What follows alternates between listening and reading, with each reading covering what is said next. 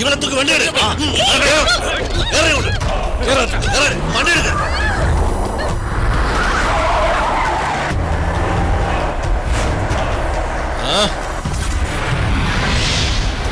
വണ്ടി നിർത്തടാ.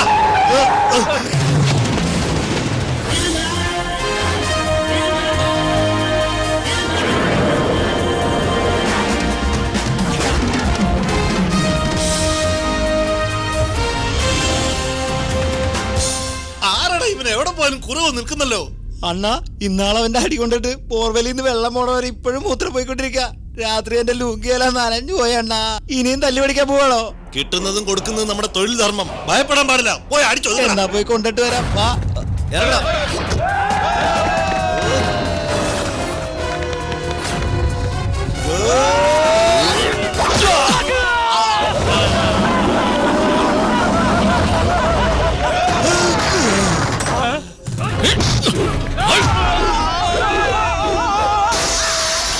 അയ്യോ അമ്മാടി.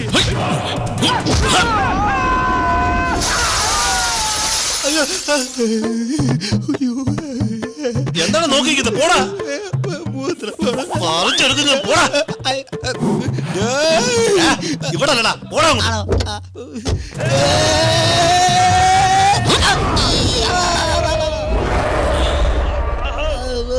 അമ്മോ, ഇറങ്ങുന്നതിനെക്കാട്ടിലും ഒളിക്കുന്നതാ നല്ലത്.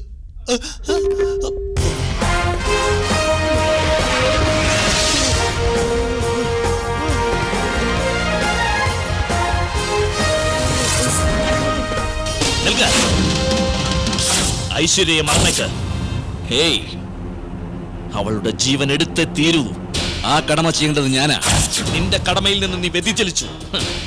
വിധിയിൽ നിന്ന് ഇനി അവൾക്ക് രക്ഷപ്പെടാനാവില്ല. അവളുടെ കഴുത്തിൽ ആ രുദ്രാക്ഷമുള്ളിടത്തോളം കാലം വിധിക്കൊന്നും ചെയ്യാൻ പറ്റില്ല. നിനക്കറിയാം. അതഴിക്കുന്നത് എങ്ങനെയെന്ന് എനിക്കറിയാം. അവളെ രക്ഷിക്കേണ്ടത് എങ്ങനെയെന്ന് എനിക്കും അറിയാം. ധർമ്മത്തെ പരിപാലിക്കേണ്ട നീ ധർമ്മം തെറ്റിക്കുന്നു. സത്യവാൻ സാവിത്രിയുടെ ഭർത്താവിന്റെ ജീവൻ തിരിച്ചു കൊടുത്തത് എന്റെ മുത്തച്ഛൻ ചെയ്ത ധർമ്മമാണെന്ന് പറഞ്ഞാൽ ഞാൻ സ്നേഹിക്കുന്ന ആ പെണ്ണിന്റെ ജീവൻ തിരിച്ചു കൊടുക്കുന്നതും ധർമ്മം തന്നെയാ. ഞാൻ ഇവിടെ ഉള്ളിടത്തോളം കാലം നിന്റെ ആഗ്രഹം നിറവേറില്ല.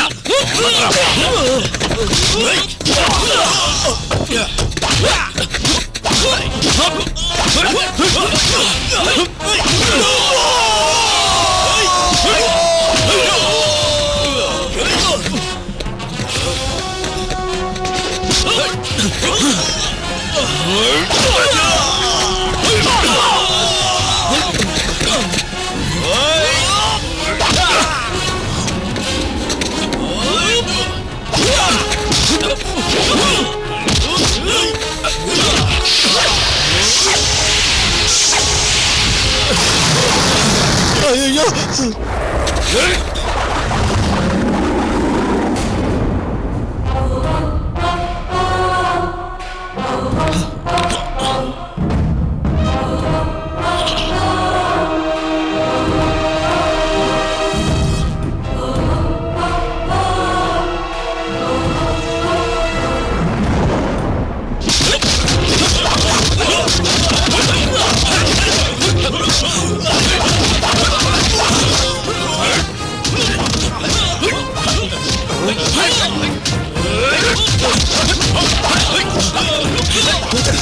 ഇങ്ങോട്ട് വാടി ഇറങ്ങി.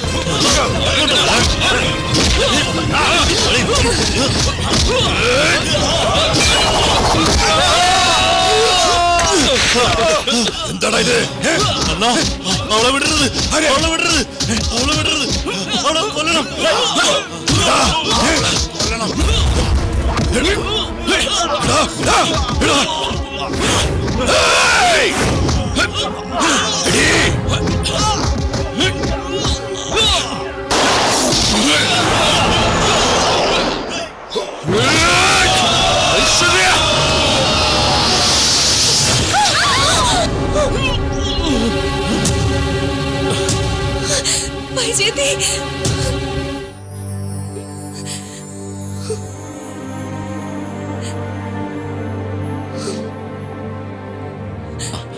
Doctor, I am sorry. Chances are very less. ഈശ്വരനോട് പ്രാർത്ഥിക്ക്, വേറെ വഴിയില്ല.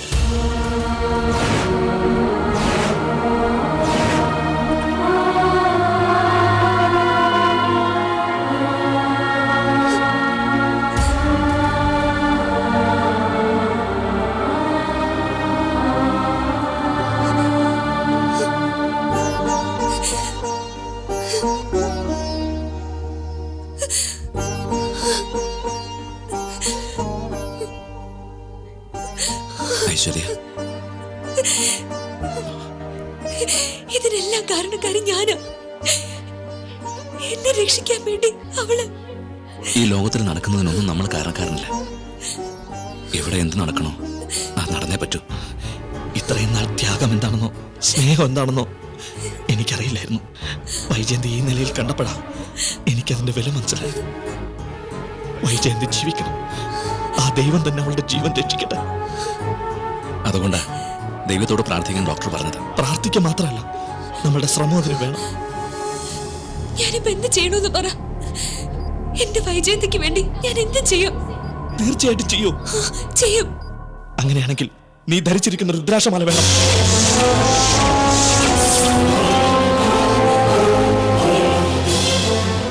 വളരെ പവിത്രമായ എത്രയോ ശക്തിയുള്ള ആ രുദ്രാക്ഷം കുഞ്ഞുനാൾ മുതൽ നിന്നെ രക്ഷിച്ചു വരുന്നു എന്ന് നിന്റെ വീട്ടുകാർ പറഞ്ഞിട്ടുണ്ട്. അതൊരു പ്രാവശ്യം ഊരി വൈജയന്തിയുടെ കഴുത്തിലണിഞ്ഞ് അതിന്റെ പവിത്രത കൊണ്ട് അവൾ രക്ഷപ്പെട്ടേക്കാം. എന്റെ വൈജയന്തിയെ രക്ഷിക്കണം. ഒരു വാക്കെങ്കിലും പറയും ധർമ്മ. ഇത് ധരിച്ച വൈജയന്തി രക്ഷപ്പെടും. ശ്രമിച്ചു നോക്കുന്നതിൽ തെറ്റില്ലല്ലോ. വെറുതെ ഓരോന്ന് ചെയ്യുന്ന പൊട്ടത്തര. ചെയ്തു നോക്കിയാലല്ലേ അറിയൂ അതിന് ഫലം ഉണ്ടാവോ ഇല്ലയോ എന്ന്. അതെ, ഈ രുദ്രാക്ഷം മഹിമയുള്ളതാണെന്ന് അറിഞ്ഞിട്ടും ഞാൻ ഒന്നും ചെയ്യാതിരുന്ന വൈജയന്തി എന്റെ കൈയോട് ഞാൻ തന്നെ കൊല്ലുന്ന പോലെ ഇരിക്കും.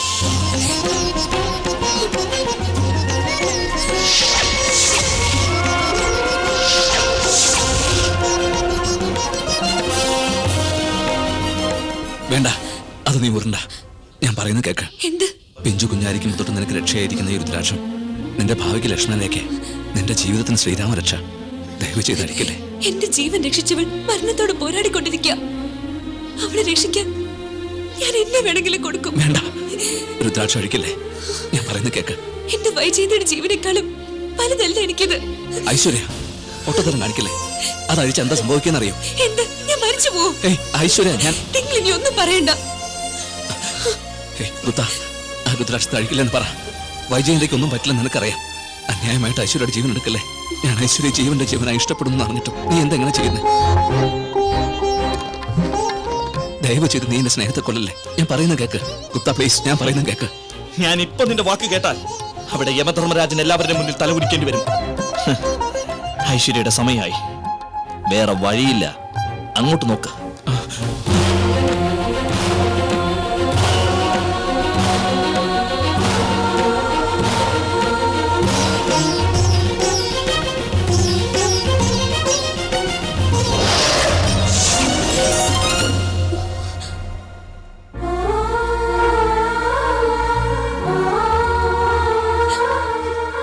നിങ്ങൾ രുദ്രാക്ഷം അടിക്കണ്ടെന്ന് പറഞ്ഞത് നിങ്ങൾക്ക് എന്നോടുള്ള സ്നേഹം കൊണ്ടാണല്ലേ?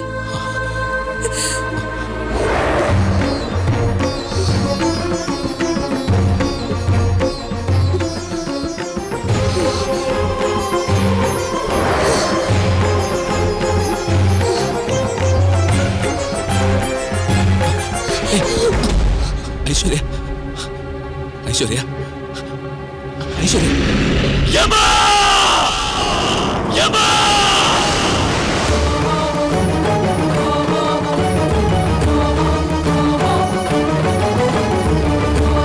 ഐശ്വര്യ, ഐശ്വര്യ,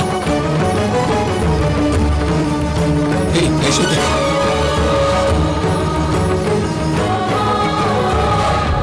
മുത്തശ്ശ, വേണ്ട, വേണ്ട, വേണ്ട മുത്തശ്ശ. ഒരെറുമ്പിനെ പോലും കൊല്ലാൻ മനസ്സിലാത്ത ഈ കുട്ടിയുടെ ജീവൻ എടുക്കില്ല മുത്തശ്ശ. മിണ്ടരുത്. ഇനി എന്റെ പേരക്കുട്ടിയുടെ സ്ഥാനം നിനക്കില്ല. യുഗയുഗങ്ങളായി സൃഷ്ടികർമ്മങ്ങൾ കാത്തുരക്ഷിച്ച് യാതൊരു വ്യത്യാസവുമില്ലാതെ സ്നേഹബന്ധങ്ങൾ കടിമപ്പെടാതെ എല്ലാവരെയും ഒരേ കാഴ്ചപ്പാടിൽ കണ്ട് യമലോകത്തെ പരിപാലിച്ച് സമധർമ്മ പാലകനാട്, കടമ തെറ്റിക്കാത്ത രാജനാട്, ന്യായത്തിന്റെ രക്ഷകനാട്, യമനാട് എന്ന് പറഞ്ഞ് തലയൂർത്തി നടന്ന എന്നെ തലകുനിയിക്കും വിധം തെറ്റ് ചെയ്തവനല്ലേ? സ്നേഹിക്കുന്നത് തെറ്റാണോ? അതെ, തെറ്റാണ്. ഒരു ദേവഗന്ധർവനായ നീ ഒരു മാനവകന്യയെ ഇഷ്ടപ്പെട്ട് വിവാഹം കഴിക്കാൻ തീരുമാനിച്ചത് വലിയ തെറ്റ് തന്നെയാണ്. എന്ത് തെറ്റാ മുത്തശ്ശ? മുരുക ഭഗവാൻ വള്ളിയമ്മയും വെങ്കടേശ്വര ഭഗവാൻ ലാക്ഷിയമ്മയും കല്യാണം കഴിച്ചില്ലേ? നിർത്തുന്നതിന്റെ വില കുറഞ്ഞ സംസാരത്തെ. അധിക പ്രസംഗി. യമലോക നിയമങ്ങൾ സർവനാശം ചെയ്ത് ഉത്തരവാദിത്തങ്ങൾ മറന്ന് വഴിതെറ്റിപ്പോയില്ലേ? കടമകൾ മറന്നിട്ട് ഒരു സാധാരണ മാനവനെ പോലെ സ്വന്തം സ്വാർത്ഥതയ്ക്ക് വേണ്ടി ദൈവങ്ങളെ ഉദാഹരണം കാട്ടി രക്ഷപ്പെടാൻ ശ്രമിക്കുന്നു. ഇനി നീ എത്ര പശ്ചാത്തപിച്ചാലും അവളുടെ ജീവനെടുക്കാതെ ഞാൻ അടങ്ങില്ല. യമനാടാ.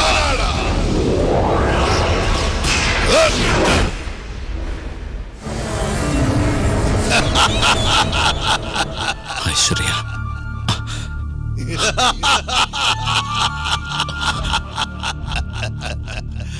മകനെ യുവഗുപ്ത, കർമ്മങ്ങൾ മറന്നു നടന്നവൻ യുവരാജനായിരുന്നിട്ട് പോലും അത് ഗവനിക്കാതെ കടമകൾ നിറവേറ്റിയ നീ അഭിനന്ദനത്തിന് അർഹനാണ്. നന്ദി ദേവ. യമോയമ. യുവഗുപ്ത, മുക്കോടി ദേവന്മാർക്കും ത്രിമൂർത്തികൾക്കും മുമ്പിൽ അപമാനപ്പെടാതെ എന്റെ മാനം രക്ഷിച്ചതിന് നാം നിനക്കൊരു വരം തരികയാണ്. വേണ്ടത് ചോദിച്ചോളൂ. വേണ്ട മുത്തശ്ശ, നിങ്ങളുടെ അനുഗ്രഹമല്ലാതെ വേറൊന്നും എനിക്ക് ആവശ്യമില്ല. പറ്റില്ല. മനസ്സറിഞ്ഞ് ഈ മുത്തശ്ശൻ തരുന്ന വരം നീ വേണ്ടെന്ന് വെക്കാതെ ചോദിച്ചോളൂ. നിങ്ങളുടെ സ്നേഹത്തിന് പകരം വെക്കാൻ ഒന്നുമില്ല മുത്തശ്ശ. അങ്ങയുടെ സന്തോഷത്തിനായി ഒരു ചെറിയ വരം ചോദിക്കുന്നു. എന്റെ പ്രിയ സ്നേഹിതൻ ധർമ്മ, അവന്റെ പ്രേമം വിജയിക്കാൻ നിങ്ങൾ അനുഗ്രഹിക്കണം.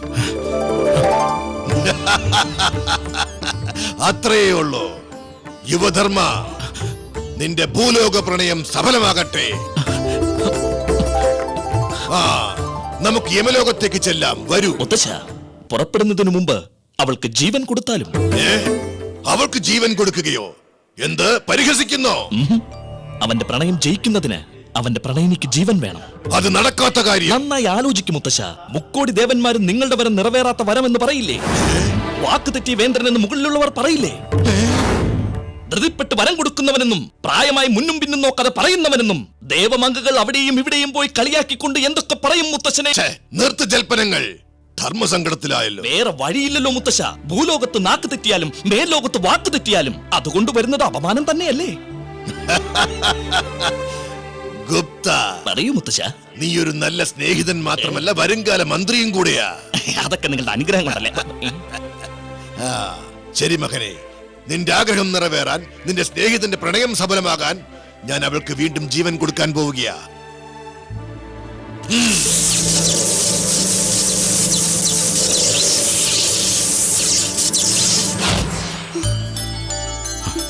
ഐശ്വര്യ, ഐശ്വര്യ.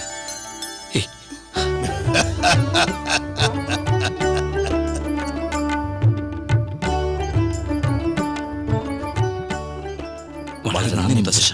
മക്കളെ, വീണ്ടും യമലോകത്തേക്ക് വരുന്നത് എപ്പോഴാ? കയ്യിൽ പഴം തന്നിട്ട് തിന്നരുതെന്ന് പറയുന്നത് പോലെ കയ്യിൽ മങ്കകളെ തന്നിട്ട് പോകാമെന്ന് പറഞ്ഞാൽ എങ്ങനെയാ മുത്തശ്ശ?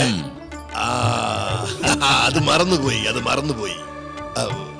നിന്റെ പ്രശ്നം എന്താ? അത് എന്നെ അനുഗ്രഹിച്ചത് പോലെ ഇവന്റെ പ്രേമം വിജയിക്കണമെന്ന് അനുഗ്രഹിക്കാനാ പറയുന്നേ. നിങ്ങളുടെ സ്നേഹം കാണുമ്പോൾ മനസ്സിന് സന്തോഷം തോന്നുകയാണ്. സ്നേഹത്തിന്റെ പര്യായമാണ് നിങ്ങൾ. ശരി, നിങ്ങളുടെ പ്രണയിനികളെ വേളി കഴിച്ച് നിങ്ങൾ ഇഷ്ടപ്പെടുന്ന കാലം വരെ അവരോടൊപ്പം ആനന്ദിച്ച് ആറാടി അനുഭവിച്ച് സന്തോഷത്തോടെ സംസാര സാഗരത്തിൽ നീരാടി അതിനുശേഷം ആനന്ദഭോഗത്തിൽ ലയിച്ച് നമ്മുടെ യമലോകത്തിലേക്ക് വരും. അപ്പോൾ നിനക്ക് പട്ടാഭിഷേകം ചെയ്തു വെച്ച് എന്റെ കടമകൾ നിന്നെ ഏൽപ്പിച്ച് നാം വിശ്രമിച്ചോളാം. താങ്ക്സ് മുത്തശ്ശ. It's all right. മുത്തശ്ശ English. What English? I know better English. I can speak better than you. Not only English, I can speak all the languages. Otherwise, how can I control all the people in the world? മുത്തശ്ശ, are you all right? I can very much all right. എന്റെ മുത്തശ്ശൻ നിന്റെ മുത്തശ്ശന്റെ കൂടെ ഭൂമിയിൽ വന്നില്ലേ? അന്ന് തൊട്ട് എല്ലാ ഭാഷയും പഠിച്ചു. ഓക്സ്ഫോർഡിൽ പോലും എനിക്ക് ഡോക്ടറേറ്റ് തന്നിട്ടുണ്ട്. മംഗളാശംസകൾ. യമദേവൻ നീണാൾ വാഴട്ടെ. വിജയീ ഭവ. മുത്തശ്ശൻ ഗോൺ. ഗുപ്ത, ഞാൻ നിന്നെ പറ്റി തെറ്റിദ്ധരിച്ചു. ഏം വഴി തനി വഴി.